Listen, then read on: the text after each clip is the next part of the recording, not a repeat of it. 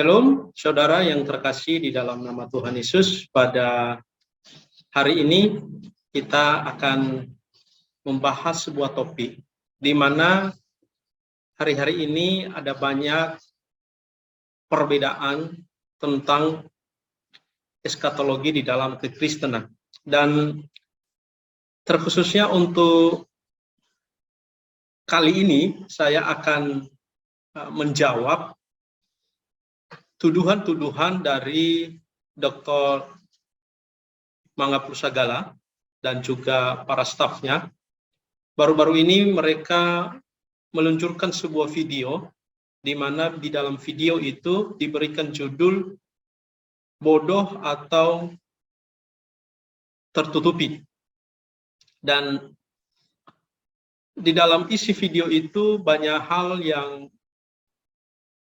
mereka buat dan tidak ada satupun bagi saya hal yang mendidik dalam video tersebut. Dan yang sangat disayangkan di dalam video tersebut banyak hal yang disampaikan oleh Dr. Mangga Pusagala tentang teologi yang ada di Indonesia dan para teolog, gereja, dan bahkan sekolah-sekolah STT. Dan saya melihat dalam hal ini, Pak Mangga Pusagala ini memberikan kesan kepada kita bahwa sekolah-sekolah yang lain, gereja yang lain, dan teolog-teolog yang lain, itu semua seolah-olah tidak ada yang lebih baik daripada dia. Atau dia mengkelompokkan bahwa hanyalah orang-orang yang dia anggap itu sesuai dengan teologinya, itulah yang benar di hadapannya. Sebenarnya saya tidak bermasalah dengan bagaimana beliau menilai, tetapi bagi saya ada hal-hal yang dimana beliau tidak objektif dalam menyampaikan argumentasi-argumentasi dan juga data-data yang dia dapatkan. Dia tidak secara objektif menunjukkannya, dan bahkan data-data yang disajikan itu semua data-data yang sifatnya subjektif banget. Dan dalam hal ini saya sebenarnya ingin sekali kepada Pak Mangga Pusagala ini memberikan edukasi kepada para jemaat Tuhan, apalagi beliau adalah seorang dosen, bahkan ketua STT Trinity di Parapat. Nah, seharusnya seorang akademik tahu di mana hal-hal yang sifatnya sekunder dan di mana hal-hal yang sifatnya primer. Nah, di sini sebenarnya yang saya sayangkan. Nah, kenapa saya membuat video ini? Kenapa saya tidak langsung kepada Pak Mangga Pusagala, mungkin secara pribadi saya japri dengan WA. Nah, sebenarnya saya sudah lakukan hal ini, bahkan dari dulu sejak dia mengkritisi paham dispensasionalisme tentang rapture, saya pernah berdiskusi dengan beliau dan saya mengambil suatu keputusan bahwa antara kami dengan beliau banyak perbedaan sehingga tidak perlu diperdebatkan. Tetapi saya tidak tahu beliau semakin hari semakin menyerang paham dispensasionalisme ini dengan data-data yang tidak akurat. Oleh sebab itu saya mengambil jalan seperti ini untuk juga beliau memahami sebenarnya bukan seperti itu pemahaman dispensasionalisme, dan juga data-data yang Bapak sampaikan atau yang Bapak sajikan itu adalah data-data yang salah, yang dimana Bapak hanya membaca sedikit daripada buku-buku itu, tetapi sebenarnya bukan itu maksud orang tersebut, dan saya nanti akan membuktikan hal itu. Kemudian beliau ini juga mungkin karena terlalu merasa diri benar, terlalu merasa diri sudah banyak pengikut, makanya beliau merasa bahwa apa saja yang dia ungkapkan itu orang pasti percaya. Dan kalau beliau menganggap bahwa pengajarannya sangat benar dan orang lain tidak benar, dan dia itu publikasikan kepada orang lain atau dia berbicara di depan publik, tentunya kami yang menjadi bagian yang dianggapnya itu bidat atau sesat, maka kami akan siap untuk menjawab itu supaya juga orang-orang yang kami layani, orang-orang yang kami ajari itu mereka memahami dengan benar. Nah, oleh sebab itu pada kali ini kami tidak bermaksud untuk memojokkan, untuk menghina atau untuk merendahkan nanti akademik daripada Pak Mangapul Sagala, tetapi inilah merupakan suatu kenyataan di mana kita seorang akademik itu harus berhati-hati untuk juga memberikan pendapat karena harus didasarkan pada kaidah akademik. Nah, disinilah sebenarnya letaknya. Nah, oleh sebab itu saya akan memberikan tema kepada kita pada hari ini, Pendeta Dr. Mangapul Sagala dan stafnya, akademiknya dipertanyakan. Disinilah kami generasi muda ini mempertanyakan akademik Pak Mangapul Sagala ini karena beliau sudah terlalu merasa diri benar dalam hal ini. Nah, video yang saya maksudkan tadi di awal sore, di tahun 2000, bukan 2019 ya, di tahun 2020, nah di situ beliau mengupload satu video tentang rapture atau pengangkatan. Nah, itu pada tanggal 29 Agustus. Dia mulai dari situ membahas tentang rapture ini dan paham dispensasionalisme ini. Dan ada satu hal yang saya catat waktu itu ketika beliau mengatakan atau seminarkan. Di situ dia mengatakan bahwa rapture ini adalah merupakan hasil dari mimpi seseorang. Nah, tetapi moderatornya bertanya, kenapa ini bisa menjadi sebuah kebenaran di dalam kekristenan, dan bahkan banyak orang, bahkan STT yang sudah mengajari hal itu, dan itu sudah bagian dari kebenaran firman Tuhan. Dan alasannya pada saat itu dia mengatakan, dia mengambil sebuah suatu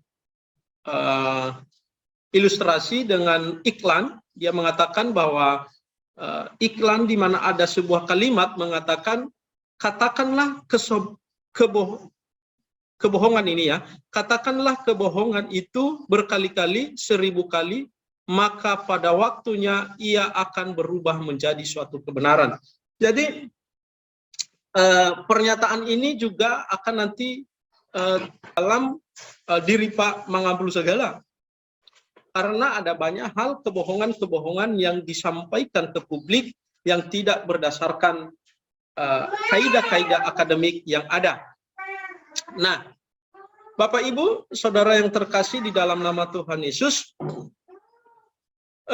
ada 2 buku yang dia anggap pada seminar kemarin itu, yang dia anggap, dan juga 2 orang stafnya yang dianggap itu adalah buku pakar dan ahli biblika.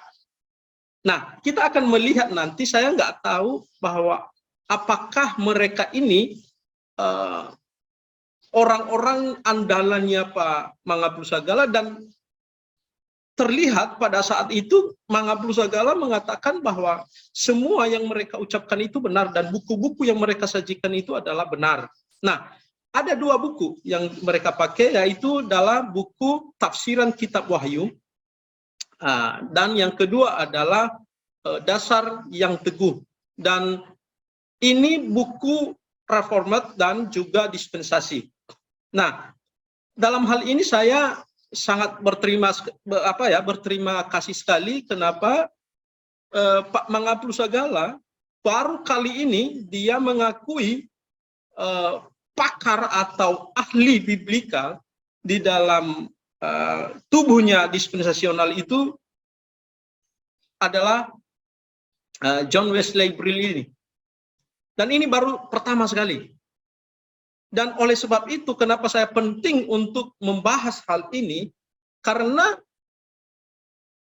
ketika dia sudah mengakui bahwa buku ini adalah merupakan buku yang ahli atau biblika, maka saya dengan bebas untuk mengutip buku-buku itu. Dan ini saya sudah fotokopi bukunya. Dan ini buku tafsiran Kitab Wahyu yang punya Reformat itu, saya punya dua-duanya. Dan karena selama ini beliau tidak ada sama sekali tokoh di dalam dispensasional itu yang dianggapnya biblikal atau pakar. Semua diambil dari paham-paham reformat seperti Louis Berkhof. Pokoknya orang-orang yang berpaham reformat itu adalah semua yang disajikan buku-bukunya kepada kita supaya kita terima buku itu. Nah, oleh sebab itu karena beliau sudah menganggap bahwa John Wesley Brill ini adalah seorang pakar dan ahli, maka saya akan menyajikan beberapa kebohongan-kebohongan yang disampaikan oleh Pak Mangampul Sagala dan stafnya pada video tersebut. Hal yang pertama yang kita bahas adalah kegagalan berakademik. Nah, salah satu stafnya memberikan suatu kutipan dari bukunya John Wesley Brill ini dengan judul Tafsiran Surat Tesalonika.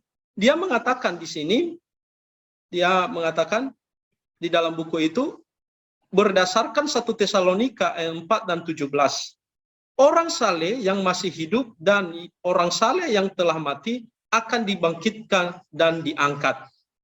Lalu hal yang kedua, diangkat bersama-sama Tuhan untuk tinggal selama-lamanya dengan Dia.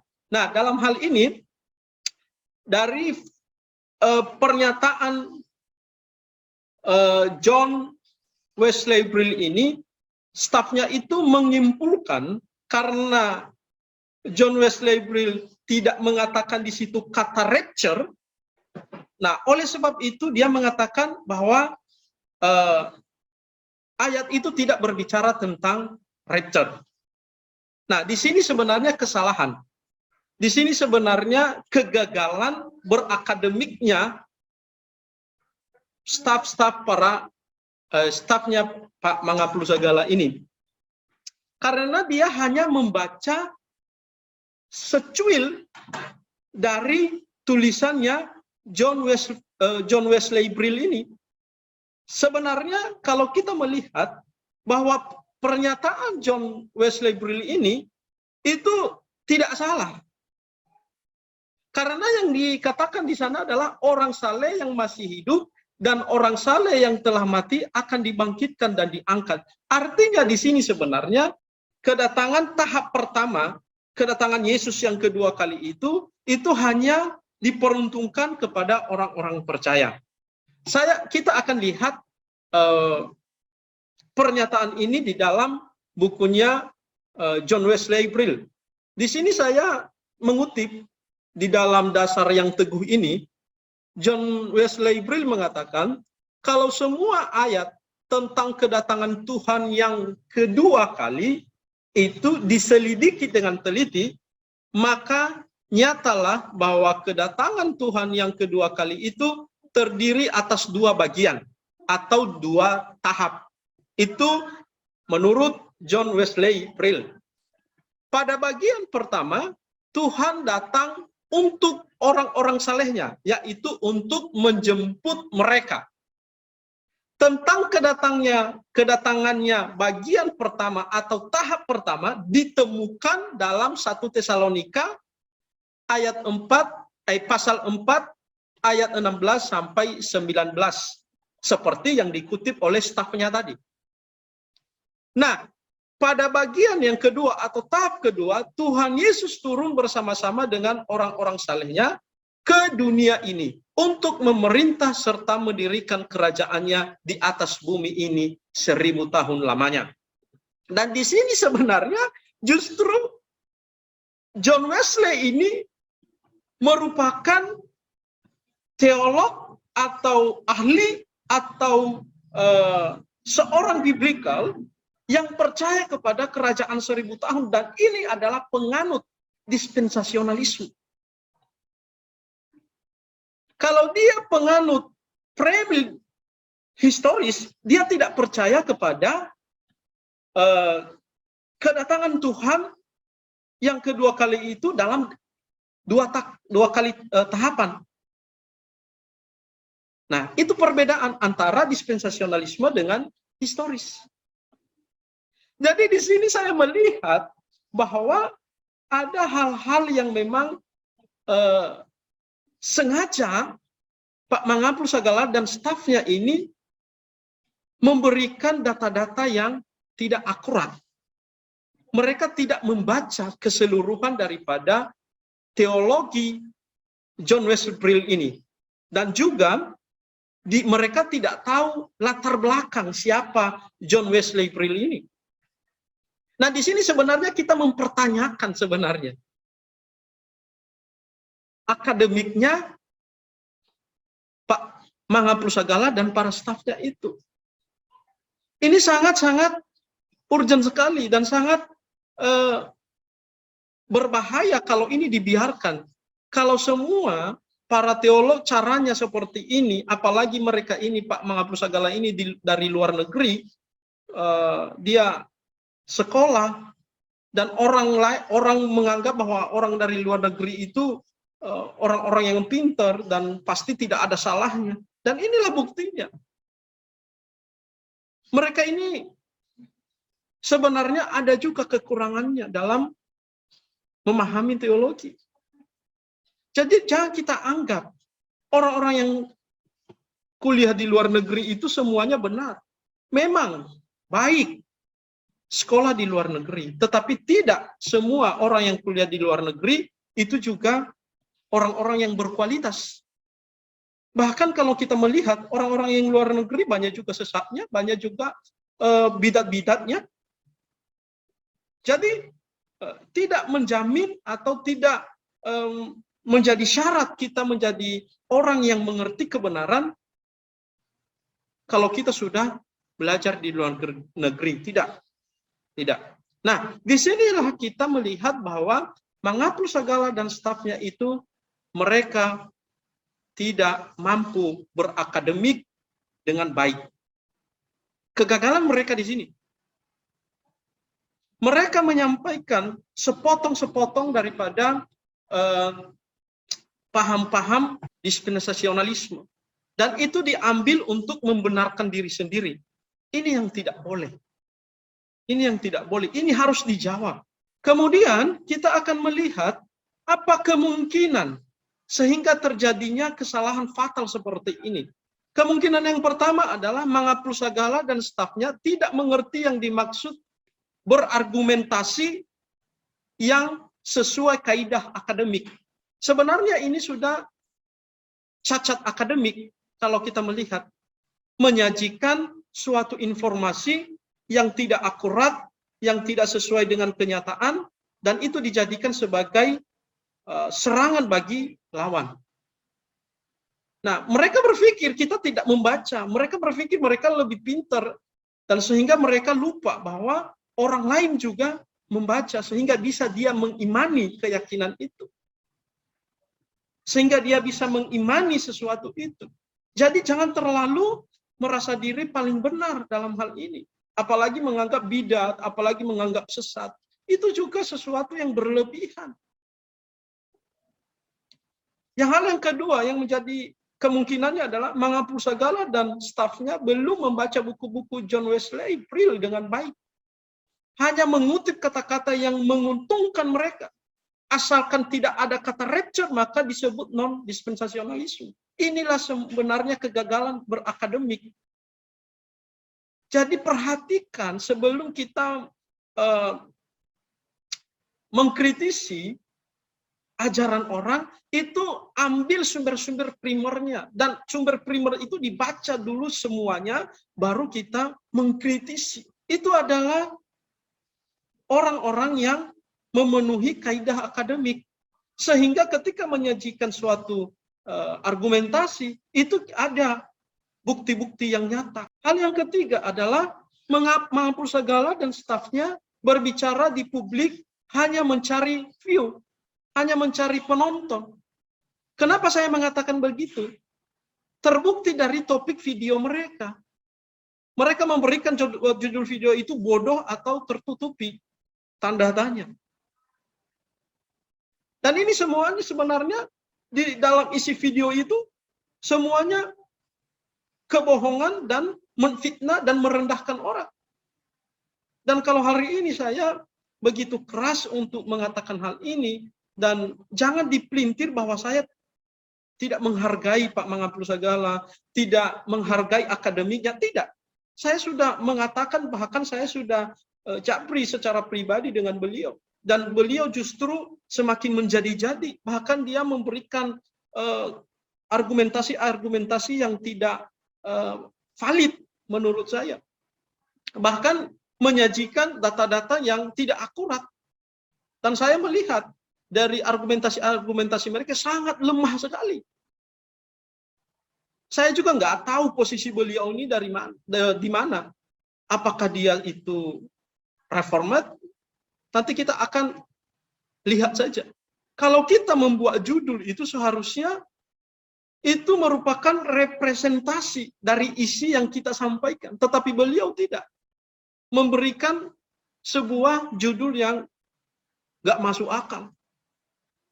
Dan bahkan kalau judul itu bersifat ambigu, maka kita akan memberikan definisinya.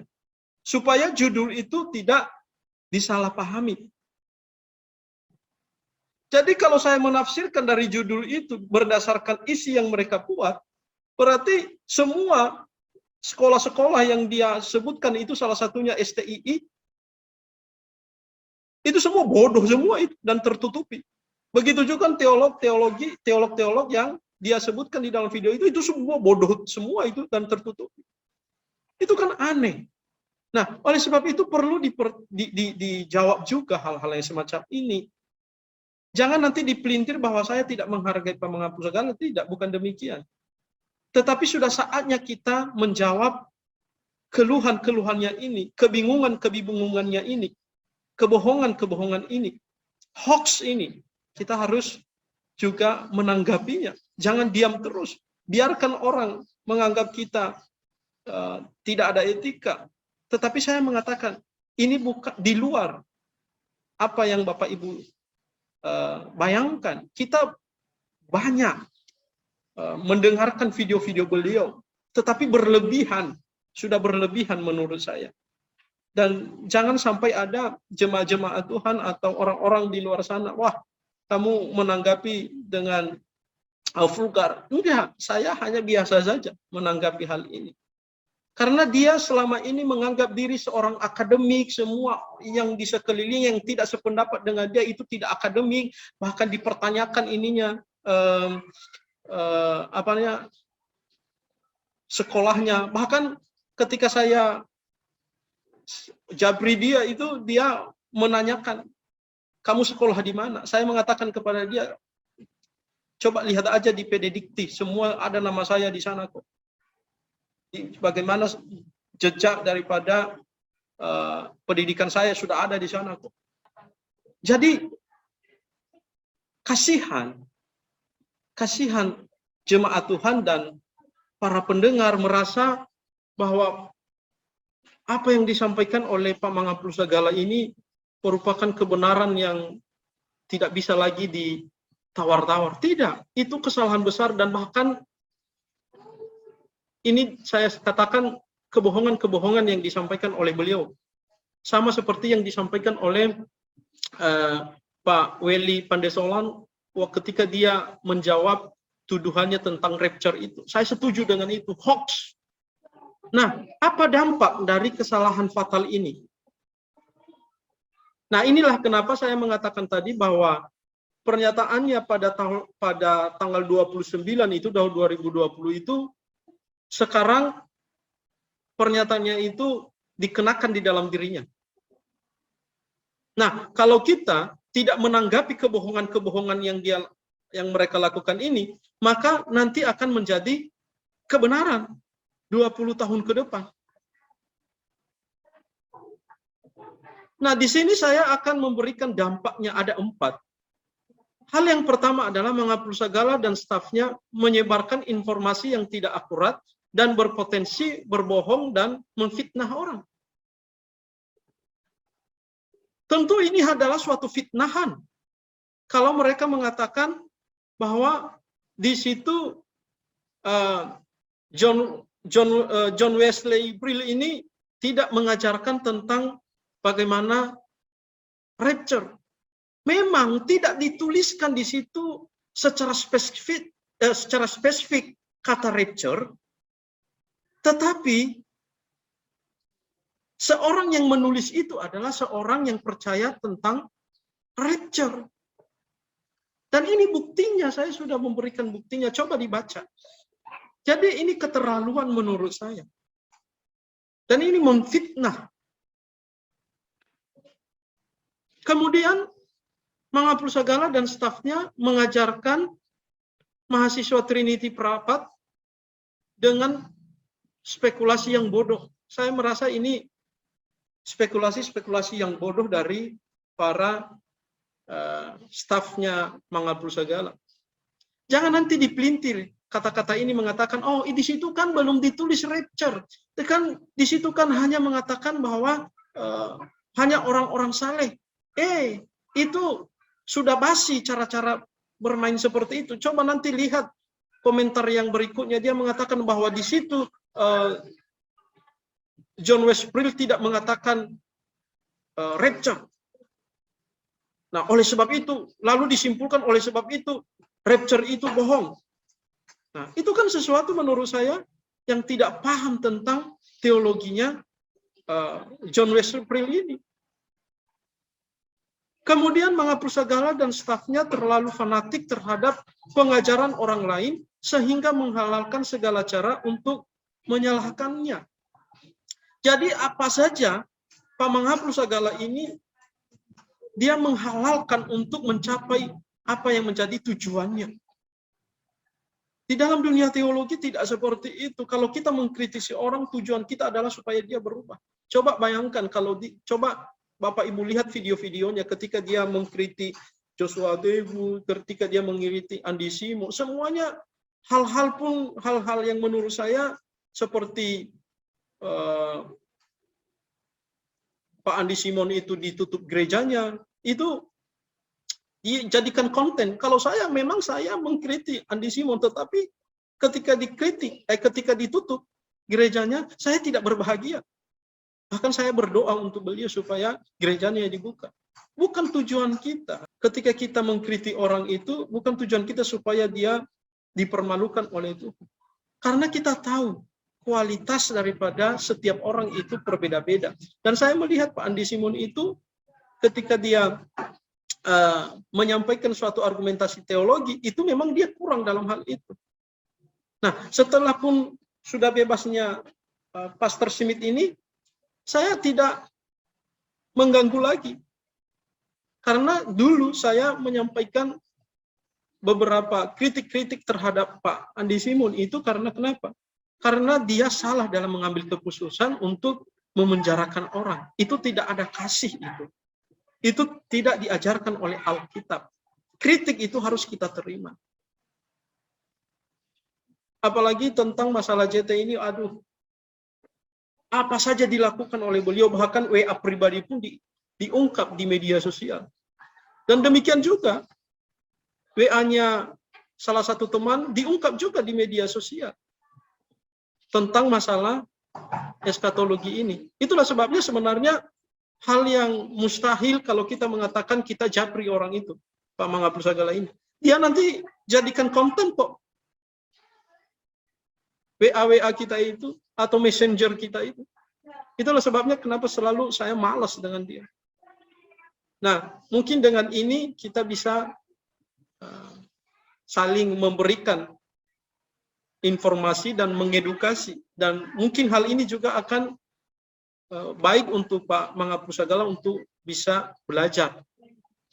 Dan yang keempat adalah Mangapul Sagala dan stafnya terlalu mudah merendahkan STT, gereja, dan teolog yang ada di Indonesia, sedangkan dirinya belum memenuhi kualifikasi berargumentasi yang sesuai kaidah akademik. Jadi sebelum menjudge orang lain, seharusnya koreksi diri dulu. Jangan sajikan argumentasi-argumentasi yang konyol menurut saya. Apalagi dalam video itu mereka ungkap bagaimana Dr. Welly Pandansolan. Saya mengatakan Pak Welly Pandansolan itu sangat bermutu daripada Pak Mangapul Sagala ini, kalau saya begitu kasar mengatakannya. Dia punya buku yang bagus itu tentang eskatologi, bagus sekali. Bisa dipertanggungjawabkan dan ilmiah. Ada data-datanya semuanya. Bahkan kalau lihat referensinya itu, wih, luar biasa referensinya. Jadi harus kita objektif dalam dunia akademik. Nah, hal yang kedua, tadi kegagalan berakademik, sekarang hal yang kedua adalah ketidaktelitian berakademik. Beliau ketika berbicara di dalam video itu, atau salah satu stafnya mengutip kitab Wahyu ini. Kitab Wahyu ini yang ditulis oleh Simon ini, di situ mereka sedang menyanggah tentang kerajaan 1000 tahun, banyaknya di situ. Nah, ada di sini nanti hal-hal juga tentang kebangkitan, penghakiman di situ dibaca bahas di situ. Dan kita akan nanti melihat sebenarnya apakah kitab ini sedang mendukung pandangannya Mangapul Sagala atau sedang mengkritisi. Nah, saya mengutip dari buku ini, dari buku Simon ini, Simon J. Kistemaker. Nah, di situ dia mengatakan di halaman 43, di situ dikatakan berikut adalah keberatan atas pandangan historis. Nah, di sini berbicara tentang skema penafsiran. Di dalam memahami eskatologi itu, di dalam buku ini ada 4. Dia menyampaikan skema penafsiran. Ada penafsiran historis, ada yang namanya penafsiran future, ada yang namanya atau futuris, dan ada yang namanya penafsiran idealis, dan yang keempat adalah ada yang namanya penafsiran preteris. Nah, biasanya preteris ini adalah orang-orang reformate ya, yang sering menggunakannya, dan sedangkan kalau kita melihat, meskipun orang reformate itu juga mengikuti skema preteris ini, tetapi tidak semuanya.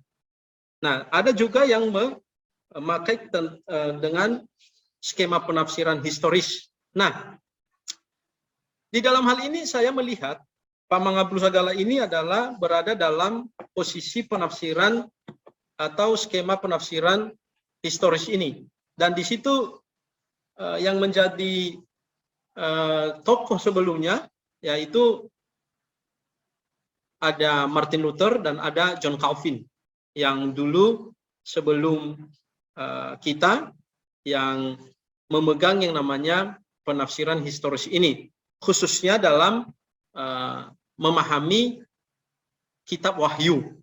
Nah, tetapi dalam buku itu Simon memberikan kritik terhadap pandangan historis ini. Kalau Pak Mangapul Sagala ini kan menurut saya reform yang tidak sepenuhnya reform. Nah, jadi setengah reform dan setengahnya bukan reform. Nah, saya nggak tahu dia ini reform benar atau tidak. Karena saya melihat kalau reform ini tidak mempermasalahkan sebagian besar reform-reform yang akademik, yang teruji, itu tidak mempermasalahkan atau sampai membidatkan atau sampai menyesatkan orang-orang di luar pandangan reform tentang khususnya khususnya dalam dunia eskatologi ini. Banyak saya membaca bukunya. Dan kemudian bahkan buku yang dianggapnya buku pegangan oleh Pak Mangap Lusagala, yaitu Millard Jack Harrison, itu mengatakan bahwa kita tidak boleh memperdebatkan perbedaan di dalam dunia eskatologi ini, tetapi lebih kepada hal yang mana yang lebih cocok, itu yang harus dikembangkan. Nah, bahkan di sini nanti saya akan banyak mengkritisi di part 2 tentang kebangkitan yang diyakini oleh Mangap Lusagala dengan kebangkitan yang diyakini oleh Millard Erickson. Nah, kenapa? Karena beliau berbeda dengan Millard. Nah, kita nanti di berikutnya saya akan menunjukkan kepada kita bahwa sebenarnya Pak Mangap Lusagala ini terlalu tergesa-gesa ketika menyembuhkan kepada publik sumber-sumber yang akademik. Jadi sehingga banyak kesalahan-kesalahan di sana-sini. Nah, inilah kritik daripada Simon itu. Dia mengatakan, berikut adalah keberatan atas pandangan historis. Kitab Wahyu sendiri tidak menyajikan peristiwa sejarah yang berkesinambungan. Literatur apokaliptik tidak mengikuti urutan sejarah. Jika kitab Wahyu bertujuan memaparkan peristiwa sejarah secara berkesinambungan, maka gereja mula-mula dan generasi selanjutnya tidak akan bisa beroleh manfaat dari berita yang tidak terimplikasi pada mereka. Jadi skema penafsiran historis kelemahannya di sini. Jadi hal-hal yang terjadi atau hal-hal yang dituliskan di dalam kitab Wahyu tidak terlalu terimplikasi, tidak ada manfaatnya bagi generasi kita sekarang. Sehingga itu tidak benar karena sangat bermanfaat kitab Wahyu itu untuk kita sekarang. Dan yang kedua kritiknya adalah pada penafsiran ini hanya mengaplikasikan kitab Wahyu pada gereja barat seolah-olah gereja timur tidak ada. Jadi kalau kita menerapkan skema penafsiran historis, nah ini akan terbatas kepada gereja barat saja. Sehingga kita mengabaikan gereja-gereja yang lain. Ini kelemahan-kelemahan. Yang ketiga adalah penganut yaitu bukan penganut pandangan historis juga sering membuat penafsiran yang mengada-ada, yang tidak hanya berupa khayalan tetapi juga tidak menghargai kitab suci. Dari analisis seorang reformat ini atau yang bernama Simon ini, itu juga dia mengatakan bahwa di dalam penafsiran atau skema pandangan historis itu banyak yang diada-adakan. Bahkan itu tidak menghargai kitab suci. Dan hal yang keempat adalah yang paling kita sebenarnya harus berpikir dua kali adalah mengatakan metode yang dipakai untuk menghitung peristiwa sejarah berdasarkan angka-angka dalam kitab Wahyu kerap menggelikan dan bahkan bisa menyesatkan. Nah, inilah kadang-kadang para penganut penafsiran historis ini mereka memutlakkan setiap angka-angka itu dan mengrohanikannya. Misalnya kerajaan 1000 tahun, itu kan sesuatu sebenarnya yang tidak masuk akal, menggelikan. Contohnya ya, kerajaan 1000 tahun itu diambil dari 10 pangkat 3. Nah itu kan tidak ini sebenarnya, tidak relevan. Dan ini juga tentang juga tanggal-tanggal yang ditempatkan untuk memahami kitab Wahyu itu juga menggelikkan. Jadi memang ada dilema dalam kita memahami kitab Wahyu ini. Itulah sebabnya para teolog yang punya akal, yang punya hati untuk melayani, tentunya tidak terburu-buru untuk menjudge orang lain dalam pemahaman ini. Nah, oleh sebab itu sebenarnya saya sangat senang sekali sebenarnya ada banyak para teolog yang dari luar itu yang maksudnya kuliah di luar seperti Pak MYM, seperti Pak Mangapul Sagala ini, dan bahkan yang lainnya, itu seharusnya memberikan kita pemahaman, pengertian yang benar. Ternyata mereka justru buku-buku yang diterjemahkan dalam bahasa Indonesia pun mereka nggak memahaminya. Mereka nggak memahaminya. Bahkan apalagi Pak MYM itu sangat kebohongannya semakin bertambah. Dia membela dirinya berdasarkan kebohongan yang berikutnya. Artinya mereka mempelintir-pelintir, hanya keluar dari itu mengalihkan isu. Saya nanti menunggu bagaimana Pak Mangapul Sagala juga memelintir ini, mengatakan, oh itu kan bukan saya yang ini, yang mengatakan ini, itu kan staf saya. Kalau pandangan saya seperti ini, pasti nanti ngomong seperti itu untuk keluar dari situ. Dan saya sudah mendengarkan semua video itu, bahwa Bapak dengan jelas mengakui dari kutipan-kutipan yang dilakukan oleh para stafmu. Bahkan ketika saya mengkomen di videonya, orang yang mempresentasikan ini dia mengalihkan isu. Dia bermain kata-kata, bersilat lidah, mengatakan, oh di dalam 1 Tesalonika itu kan John Wesley Brill kan nggak mengatakan rapture. Aduh, ini kan namanya akal-akalan seperti ini. Ini hanya ngomong sama anak kecil seperti ini. Kita ini adalah akademi. Itulah yang sering kalian katakan, bahwa kita akademi, kita menyampaikan begini. Tetapi ketika menyajikan argumentasi dari pandangan dispensasionalisme, kalian justru tidak tahu siapa John Wesley Brill itu. Kalian berpikir mengutip itu untuk mendukung kalian. Jangan. Justru kamu blunder itu. Kamu nggak paham. Jadi jangan dipelintir-pelintir. Ini kan kita mencerdaskan umat Tuhan. Kalau kalian punya tanggung jawab untuk mengajarkan kebenaran kepada orang lain, tentunya kita juga punya tanggung jawab di situ. Jadi kita harus fair dalam menyampaikan data-data kita. Kita kan menghabiskan waktu hanya karena tuduhan-tuduhan kalian ini, kebohongan-kebohongan ini, fitnah-fitnah ini. Untuk menjawab ini kita butuh waktu. Dan kalau kita juga tidak menjawabnya, itu juga kan suatu kesalahan menurut saya. Pertanyaan-pertanyaan jemaat juga lebih banyak. Mereka juga mempertanyakan iman mereka. Apa yang mereka yakini. Jadi kitalah mencoba untuk mengedukasi.